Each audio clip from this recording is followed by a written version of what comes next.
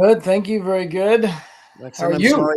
I'm good. I almost tripped over the mix-up in show. I got another show, and I almost called it this show. But that's only because we love you, and we're all talking humans, and we're talking relationships and people and leadership and culture. And Mike, you and I have been chatting a little bit about, not a little bit, a lot about sort of what it's like to run organizations, right? So with people and cultures and stuff. And, we've had our own opinions on what it's like sort of working with teams and stuff like that. But I think you would agree it's still a massive challenge when it comes down to people and sort of bringing people back into this more social environment, right? Yes, it reminds me of COVID Right. because Yeah. COVID was happening. No one knew what the hell to do, and they made stuff up as they went along. And I think now we have companies want the people back. The people don't want to be back. Some people are going back, not going back, and I think everyone's kind of trying to make it up as they go along. But that's just my little opinion. We have an expert with us today, Karen Scott, SVP of People Oh, Culture and friend of Greg. So we're going to get into it with some data points and some real experience from Karen. Absolutely. Well, on that note, Karen, welcome to the show. Nice to see you. Why don't you give us a little bit of an introduction for not for us, but for the audience? yeah. Well, great to see you too, Greg, and thanks for having me, Greg and Mike, to the show. It's I love talking about people and culture, so this is a good moment for me. So yeah, I work at Softchoice, and we're an organization that helps our customers ensure that they've got the right technology, and that we help them ensure that they can implement it the right way and do their best for their customers. I lead the people and culture organization, and that has been awfully interesting in the last 3 years, and keeps getting more and more interesting as the world of work continues to evolve and change in this new era of hybrid work, which I'm pretty sure is here to stay. So happy to be here. Thanks for having me. Well, on that note, you've been in people and culture before it was even called people and culture, right? I Yeah. mean, you've been living in this world forever. Um, Well, maybe and not forever, Greg. not forever, absolutely. I feel like I've been in my career forever sometimes, but it's a completely different world of HR and people and culture, and even the world of mental health and stress, and just the world that we live in today. And an organization doesn't operate well without people. I mean, obviously, quite simple. We need people, and once upon a time, and Mike, you and I have spoken a lot about this, like the office was like the village. This is what we went to. This was the community. This was our social life. This was our how we interacted, where we built friendships, where we built connections. Karen, you and I have built a friendship over the years through work, right? So Yeah, absolutely. could you imagine if we've never actually gone out for lunch, or we've never actually worked together in a room? It would be very different. And I think that's the time we're living in now. So companies are struggling with this, which is how do we get people back into the office? And you and I were chatting a little bit about this the other day, and you brought up some of the things that Softchoice is doing, right? The game plan you have for individuals, the game plan you have for teams. Why don't you give us a little bit of an overview and walk us through that? Yeah, it's hard. I'll tell you that as a leadership team, we struggled because you see, what's going on in so many of the large organizations out there, and the whenever you hear someone say, "Well, we're going to mandate you to come back to the office," like that doesn't feel very good. And there's lots of news about that, and lots of organizations that are trying a variety of things, and because there's no playbook right now. This is new. This is new roads. The new trails are blazing. And so the approach that we've taken is an approach around how we think about work at Softchoice. And we think about it we call it work your way. And the idea is that if you think back to, true flexible work styles, that's kind of what that's all about. And in February, when we were all still essentially, not really going back into any kind of office, we introduced this to individuals and said, look, we think it's really important that you work your way. That means you have flexibility of when you start, when you end. Please ensure you take breaks. How do you manage your life, your work life, and your home life? And so we took that approach in February, and it's gone really well. And it wasn't just, hey, do whatever you want when you want it. It was with guardrails, with a program, with support to leaders. It was about creating that conversation with your leader about how you want to work and what works best for you. So now, fast forward a few months as we're starting to come back, the offices are opening, and guess what?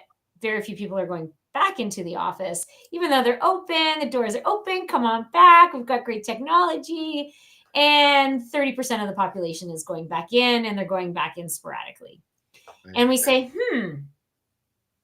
is there an opportunity to drive those relationships, Greg, that you talked about, to be, to help collaboration, to help manage stress? Because the problem statement for us was not, we need better productivity. And productivity's been great. It's been excellent. People are working really well. So we've taken the concept of work your way and said, hey, this is about teamwork your way. How do you work better together as a team? What's the best way to do that? And we believe part of that is live. Part of that is you getting together live. But what are the moments that are live that there's a good why? Like there's a good why behind the live interaction. Maybe you're trying to solve a complex problem. Maybe there's a difficult situation. Maybe there's a plan, like you need to create a plan. And it's better if you're together to do that. Maybe it's to celebrate a great accomplishment. And so we've taken our organization through this concept of work your way as a team and come together for the live moments, but also agree on when the right remote moments are and what are the ones that are somewhere in between. And that's going to be a little different for each and every team, depending on what kind of work you're doing. So we've really tried to look at it and say, build up from the bottom. So people are really, they're describing it themselves, and teams are writing this together. And hopefully, if fingers crossed, we're also creating a culture of empowerment and autonomy, and that further drives great relationships, productivity, and so many other things. Right. And you've recently rolled this out? We rolled this out just to the whole organization a few weeks ago. And we've been, the work your way concept at the individual level, we rolled out back in February. Right. Can I ask you a question, Karen? Yeah, sure thing. Absolutely, Mike. So it's interesting because you're, I guess I heard you say, and correct me if I'm wrong, that the productivity, like everyone being home, you would just assume productivity drops. But I guess you're saying that productivity is pretty good. Yeah, we've had the best years we've ever had. Interesting. So it's like, well, why? So why would, like, what's, is it, so, we contemplated that as a team, like, what's the problem then? Is there a problem? Like, but, and our engagement's great. Like, we have really great engagement scores.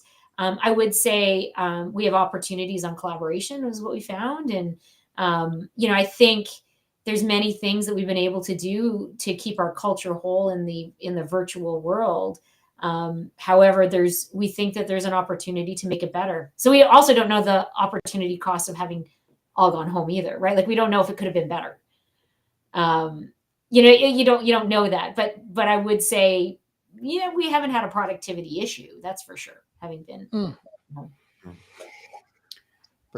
When you ask people what they like about being home versus in the office, like what are like top 3 or top 5 answers? Yeah. Like managing my life, that's one of the top answers. I can pick my kids up. I can drop them off. I can manage my life. I'm starting to get some decent routines together, is like that whole work-life balance element. For those that were always remote employees, they love it like that. So I'd say that's a different category, I guess, in terms of top 2. They're like, this is great. The playing field is level, right? And we did have, a number of people in our organization that were always remote. So there's this element of, we're all at the same, when we go to a meeting, we're all, if you're all remote, you're all on the same page. Like and those that I would say teams have gotten closer, individual teams, the layers, as the layers go out, they have gotten further apart. And so I would say that's the downside. The upside is that teams that were close got really close. And that those connections of knowing what else is going on in someone's life, because you can't help but have someone wander past your camera occasionally. So I'd say those are the top two things. Like, and it was really more about my life. Like I can, have this ability to manage my life. Yeah. So Greg, this is an interesting question for you because we've had this conversation. I had an office in New York City when we were in New York City. My little guy was 2. I got the office 2 blocks from my apartment with my wife. So I did it on purpose. I was kind of back and forth. I enjoyed it. Right. And then post COVID, we get left New York City. We've been kind of Colorado and Costa Rica, and now back to North Miami. But in North Miami, we chose a condo with an extra bedroom because I chose to have my office in the extra bedroom versus go do a WeWork or something like that. Mhm. So I asked Greg, because we know each other from Costa Rica. I said, Greg, isn't it just amazing? Like in the morning, it's whatever time he gets up. If I'm on an early meeting, he comes in. He's like, I think it's great. And Greg's like, what? Are you kidding me? So. Right. Yeah, I love an office. For me, I'm the opposite. But go on, Mike. What was the question going to be?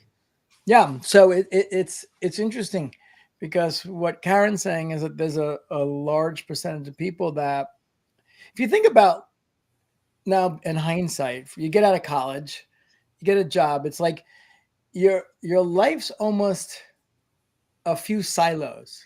Mhm. It's a morning silo post your commute, whatever that tube looks like. Then it's your commute, which really sucks for everybody. I don't know anyone likes commuting. Then it's your work tube, and then it's your commute home tube, and then it's whatever you got left. And of course, you're a weekend warrior tube. Right. It's kind of depressing if you think about it like that. It's very depressing. And you know what you're talking about? You're talking about the traditional work-life balance sort of model, right? Which is, the perception of work-life balance was almost 50-50, right? Or even it was like, well, I'll work this many hours and then I'll take this many hours off. It was like, but someone shared the other day, and I thought it was an interesting concept, which is we've had that wrong. The exercise is to have a balanced life. And whatever your sort of focus and objective and needs are in life, it's about having that balance, right? I know, Mike, being a father and a parent to you is like, one of the most sacred things. I mean, this is probably in your priority list. I would assume in the top 3, if not the top 1, right? That doesn't mean I don't love my kids. Don't get me wrong. I don't want to say this, but for me, it's my priority to be at home and see the kid in the morning is not it, right? That doesn't mean that I don't want to have time with my kids and I don't want to have that sort of, playtime and stuff. And I think living in Costa Rica has really much afforded that. But I love the office, man. I really do. I find it's intentional. Although, Karen, the other day you said my office is in the worst place in Toronto. I'm like, no, it's not. You just said, well, I got an office right down from a place. I'm like, well, that's what I have in Toronto. Like where I live, my office is right down the road. So for me, it's easy to get to, and it's a place to go and sort of just think differently, I think.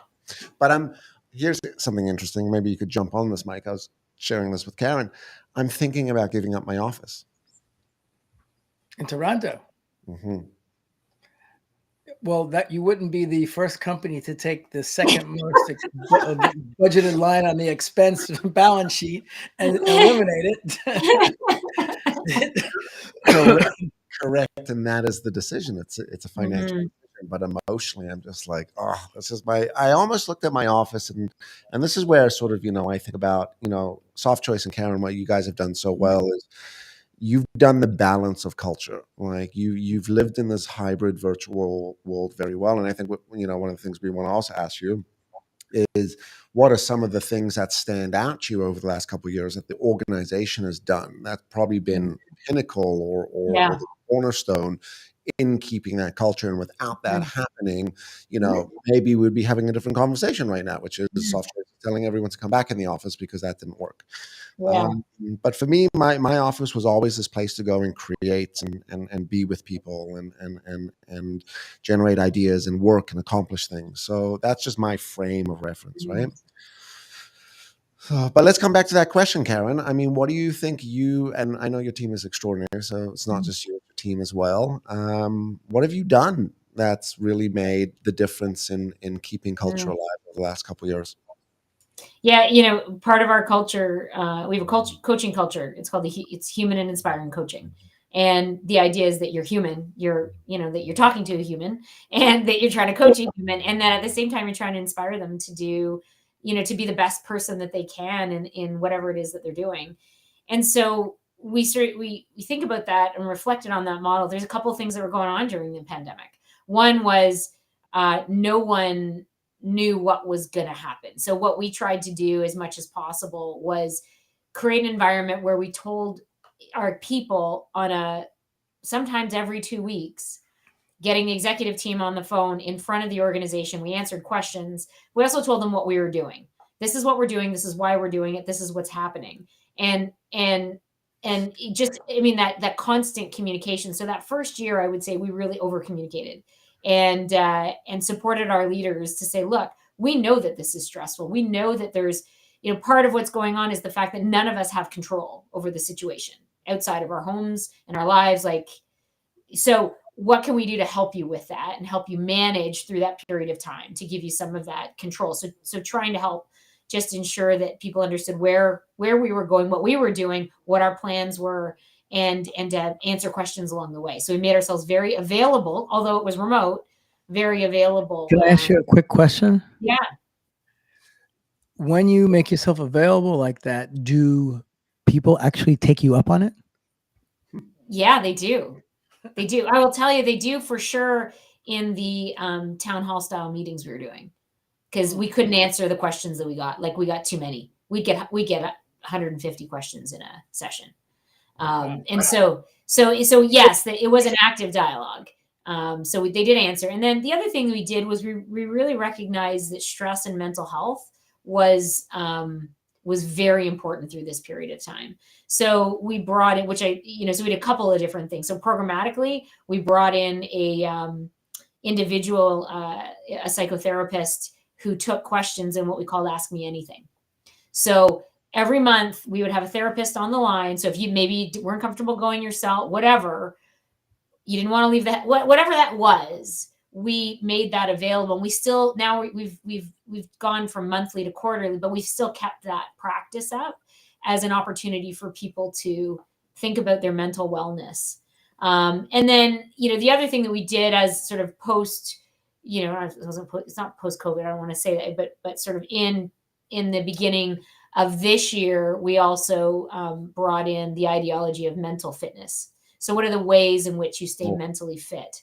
And there's a gentleman called Dr. Bill Howitt. It's not our concept, it's his. He came and spoke to our leaders, and we embedded that inside of, I have a leadership guidebook here. We have this lovely guidebook that most leaders have at their desk that has their strategy. It has all the tools that they need. And it does talk about, what's the ways in which you think about your mental fitness, which is like routines. Like, what do you do to help de-stress yourself in your day? And so we took our leaders through that, and leaders had the opportunity to also talk to their teams about that as well. Cool. So those are a few of the things, but we really did think about what is it like to manage as a human during this period of time, and how can we make that better so that you're better in your work? Because, if in yourself you're taken care of, then, it's much easier for them to take care of your business. Interesting. Yeah. Greg and I were talking about this. It was, I think, a couple shows ago, that either you're anticipating what's going on also with the economic cycle that we're in, that you're either proactive or reactive. And we were both talking about proactive is probably a better plan if we end up with higher interest rates and then in a recession. Yeah. So we were talking about some of the things that we've done. We're a small business, small businesses. So I mentioned that I asked I've got, it's weird, I'm the only person in my organization that's in the US. I have 54 people on my Google account, but they're all over. It's like the UN. They're all over the world. So I asked everybody to take a 10% reduction in pay for the month. well, you can work less hours, or you want to work the same amount and just say, okay, 10% on an individual basis is a small amount, but in total, it was a large amount. And then I had the gentleman that works with me, who's sort of kind of like the chief operating officer, basically put out the communication and invited everyone to have a conversation about it. Mm-hmm. And nobody did. That's why I asked you about when you open up services, conversations, mental wellness, that kind of stuff. Do people actually take you up on it? Because now we asked them to do it again for this next month. And everyone's like, okay, great. And we had positive response. Yeah, because I have people that have been with us for, 6 or 7 years. And it's like, it's no problem, because this is my career. I'm doing great with you and it's fine. But not one person has said, hey, let's talk about it. And I took them up on it. Yeah, it's interesting how people react. You never know. Hey, pay is super personal, right? Like a little different from not that mental wellness isn't, but we also created environments that were anonymous in the mental wellness. In the town halls, there was a blend of anonymous and named. So it was something that, yeah. So it pays hard though, Mike. I don't know. It's hard to strike up a conversation on pay. Well, Mike, you and I also spoke a little bit about that, which is like, I think you need to make the decision as the leader of the org, which is, are we doing this group wide? And the message to this is like, in order for us to ensure that we have financial success and security for everyone, the decision make is this. And it's quite described and defined, right? And communicated along the way, which is like, all right, this is going to be 6 months, and then we're going to reevaluate. And each month be like, look, this is what we're doing. We're doing better here. We're doing okay here, et cetera, et cetera.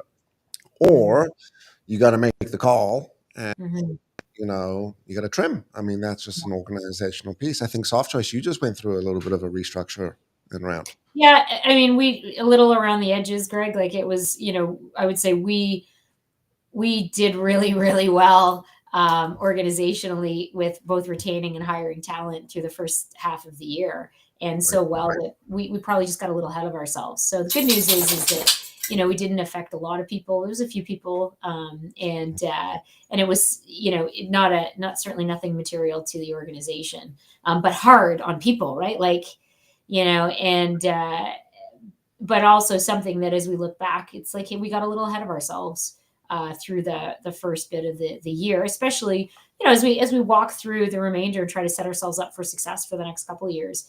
And proactively, we had done some things like just pause on our hiring in a few places and just ensure that you don't take on expenses you just don't need. Yeah. Good, Mike. Any questions, responses to that? Yeah, I'd love Karen's prediction for the future. Like, what do you think the 24 or 36 months out? Is it a hybrid model?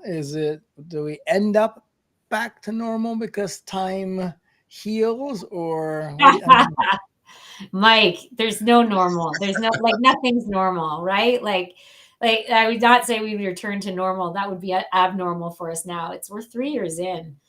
Basically to this thing. And, it's funny. I had a conversation last week with a CEO I used to work with, and he had made a similar comment. And I said to him, you realize that that's not happening. Like the world has changed. Our habits have changed. So we are in a new era. Hybrid work is here to stay. It's here to stay forever. Greg, I'm sorry. Not everyone is going to rejoin you back at the office. And I think it's better. The one thing I would say is, the pendulum of social media and the ability to be available 24/7. I think this is a bit of give back, to be frank. Like you're giving back, we're getting back our commutes on, not every day, but on some days. And I think that makes up a little bit for the ability to be available often, which we have been. I would say before we were in the pandemic, we were on a lot. It didn't change to a degree in the pandemic, but one of the things that did change is people started to take that commute time back. and use it for good for the most part. Not everybody, and that's a generalization, but really using it to either create routines, exercise, see their families, have breakfast with their kids, have dinner with their kids. Those are things like people don't want to give that up. They're like, whoa, this is great. Those crazy long hours. I want to do. I want to see my family. I want to experience life, and I do. So I do think hybrid is here to stay. I think there'll be ebbs and flows over the coming years, in what's in or out of fashion. But I would say that it's here to stay. So we should all get used to it and get comfortable. So if you have the ability to work remotely and get into the office, that's great. You can have a great blend.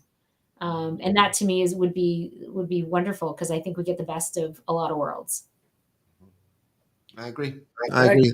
That's well put. That's well put. What are your thoughts there, Greg? My thoughts from today is I love what you spoke about with mental fitness. I think there's a lot of conversation around mental health, and it almost sort of steers the conversation to problems like, are you depressed? Are you anxious? Are you stressed? Are you overwhelmed? Are you insecure? Blah, blah, blah, blah, blah. Bunch of nonsense when I grew up, right? You sound like your dad, Greg. So I love the fact that, the description, I'm going to beg and borrow and use it, and obviously, quote you, Karen, but mental fitness, I think is an awesome way to look at these things, which is that's the real importance, because when your mind goes, your body goes, right? That's it. An athlete's mind goes before their body does, the mountain climber, et cetera, et cetera. I think the other side is I am going to give up my office. Thank you.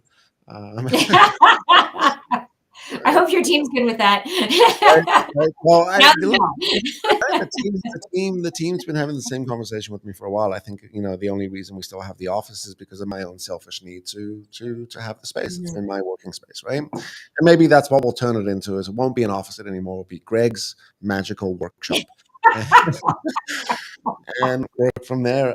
And then, of course, really sort of it's insightful what you guys are doing, because the other thing that I really just sort of heard and took away was, people they were replying to emails at 8, 9, 10 o'clock at night, which was the normal, and probably part of that was because of that kind of commute each day. In some cases could be 90 minutes to 2 hours. So people would run home, and you would have crunch time with the family, and you would sort of completely focus into that. And then once ideally call it the kids were to bed, you would then sit down and be like, all right, well, let me catch up on all those emails that I didn't get to send because I was traveling to and from the work. And maybe that's where sort of giving that time back, and people were so connected before that it's good. So really interesting, Karen. Really, really, really interesting. Yeah, thanks. It's it's a great concept, and we're so far so good. So knock on something, so far so good. We'll continue to iterate. Like, the reality is that I'm sure it will change and evolve over time. So I'll keep you posted. Awesome. Well, we're about to come to the end, but Mike, why don't you tell us a little bit about what some of your thoughts and takeaways were from today? What's landed for you? When Karen said, we're in the new. So Greg was very hesitant to talk about September 11th on one of our shows. He's like, oh, no, not this again. But I was in New York. I lost a lot of friends. I was in the financial markets. And that was a long time ago. That's 22 years ago. And that event created a new. Like, there's many, many, many things that we don't do, or we do differently than we did prior to that. That's changed everything globally, including creating wars and all that other bad stuff as well. When COVID, I should have listened to my wife, but I didn't. In January, she says it's coming to New York. And I'm like, it's not coming to New York. And then, of course, we got trapped in New York before we got out of there. But when it was happening, I said to her, this is it. This is another new. There's never been something that has swept the globe and touched everyone, over such a short period of time. And, I think that if you don't know someone that ended up passing away from COVID, then certainly you know someone that knows somebody. So it's kind of that you're 1 or 2 or 3 degrees from someone that's not here any longer, and people begin to get more spiritual, not necessarily believing in God, but believing and realizing that they don't they should be grateful for the next day, for the next breath. I had COVID twice. The first time around was pretty bad. It was before, it was the first variation. And, there were a couple of days there that I didn't go to the hospital, but I was, you realize this. And I think from a workplace standpoint, that's to me the new, because people, I started out in the stock market making $5 an hour, grinding it out. It was just a grind. It was work, financial for 20. It's just a grind. But that was what you were taught. But now you know something different, and it's coming from I think a humanistic place where people are, for the first time, are evaluating what's really important. Of course, you got to make a salary, and hopefully you're inspired by work. But it's I think people see things a little differently. And also, what you said earlier, Greg, we talked about with Karen, with, okay, I want to be able to maybe have breakfast with the kids, but we're talking about, maybe a third of the workforce, because there's a third of the workforce that are all post-college, that are just young kids. And it's just them.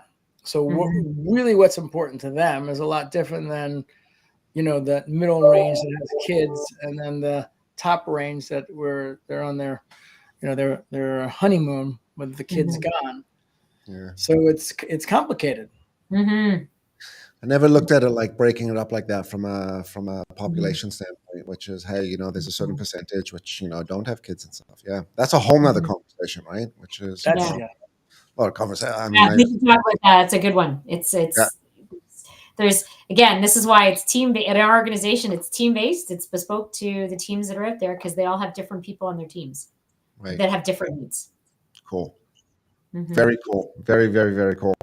Well, we are here talking humans, right, every week. And Karen, thank you so much for joining us today. You are the first inaugural guest. So, a round of applause. I think we got magic pixie music for you as well. Where's my unicorn? Don't push that button. Well, thank you very much for having me. It's fun to talk about this stuff, and it's fascinating because it changes all the time, and I'm sure that we'll continue to see it evolve and grow. So thank you very much for having me today. Yeah, awesome. Well, just hearing your best practices is amazing. Mike, why don't you sign us off, my friend? Oh, didn't you develop our sign off that we're going to say every show now? Did I? Yes, it was like this is what happens when you work with someone who's ADD. I probably did. Okay, here it is. Thank you very much for joining Link Tank. It's a Link Tank, a Talking Human. I did it again. Talking Human. It's a show about conversations, work, spiritual, and all different types of things. So join us weekly. There we go. You're doing good. You're doing good. Yes, that's the script to sign off with, but we'll rehearse it for the next show. But great conversation today. And to all the audience, if you like this, subscribe, share, post, and be amazing. Yes, and comment and put it in the conversations, because we're going to be there post the replay, and that's where most of the views come. And let Karen know what you think, and Greg or myself. And it's a pleasure. Karen, great. Thank you so much. Thank you. Over and out. Ciao, everyone.